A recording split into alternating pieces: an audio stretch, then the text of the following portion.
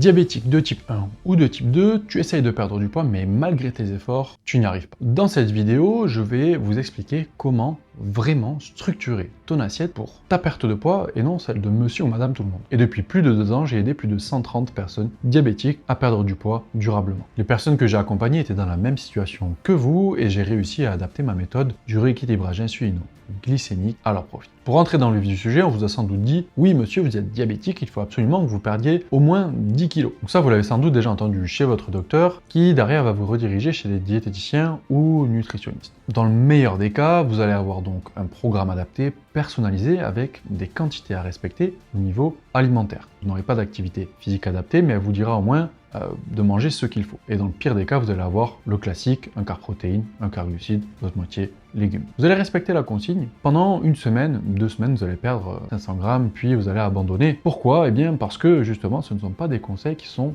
personnalisé. Aujourd'hui, pour perdre du poids, il faut être en déficit calorique. Et il y a un programme personnalisé, c'est possible. Mais cela justement va demander une certaine rigueur, mais surtout une personnalisation. Parfois le déficit calorique ne suffit pas, notamment chez vous, les personnes diabétiques, à cause de la chose que j'ai expliquée dans une autre vidéo qui est la résistance à l'insuline, et je te conseille justement d'aller la voir, tu as juste à cliquer ici. Alors pourquoi, vous allez me dire, il faut un programme alimentaire personnalisé? Eh bien tout simplement parce que une personne diabétique de type 2 qui fait 1m80, qui a 38 ans et qui pèse 110 kg, qui est un homme, ne va pas forcément avoir la même dépense et le même besoin qu'une femme qui fait 1m60, qui a 65 ans et qui fait 80 kg. Alors en suivant les conseils que je vous ai cités au-dessus, le monsieur pourra perdre du poids. Ça c'est sûr, il va équilibrer son assiette, manger moins, mais il aura sans doute très faim et ce ne sera pas durable. La femme en question, elle, pourra peut-être perdre du poids, mais peut-être aussi qu'elle ne perdra rien et au bout d'un moment, en tout cas, elle sera bloquée. Un peu plus tôt, je vous ai parlé de déficit calorique. Alors qu'est-ce que c'est? Eh bien, aujourd'hui, tout simplement, chaque personne avec son âge, sa taille, son poids, son activité physique va avoir une dépense calorique qui lui est propre, donc un besoin calorique. Il existe des formules sur des sites qui vous permettent de calculer en quelques clics, de trouver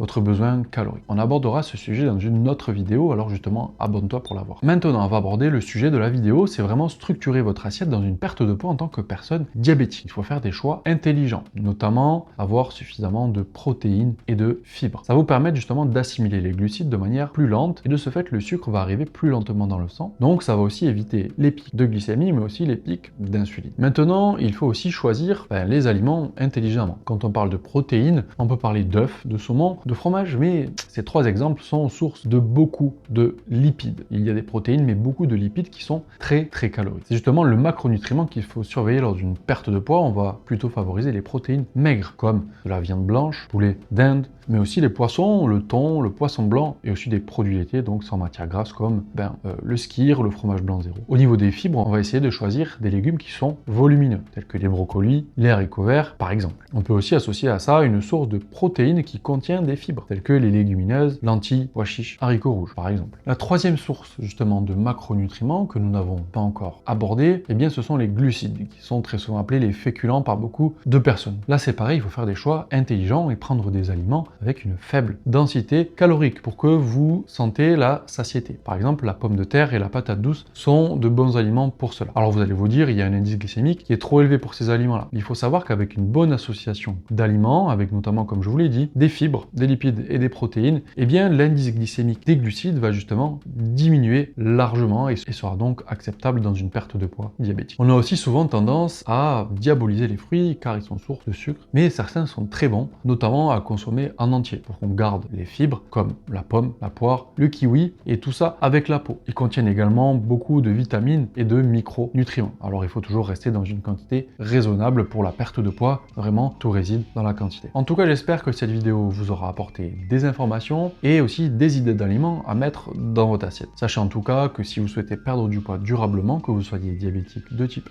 ou de type 2, eh bien c'est possible et justement j'explique ma méthode gratuitement dans la vidéo juste ici, ma méthode du rééquilibrage insulino-glycémique. D'ailleurs, si vous souhaitez aller plus loin, vous pouvez aussi réserver un bilan gratuit et personnalisé avec moi-même pour voir si je peux vous aider. Si c'est le cas, je vous expliquerai ma méthode et les tarifs associés. Et je vous dis à très bientôt.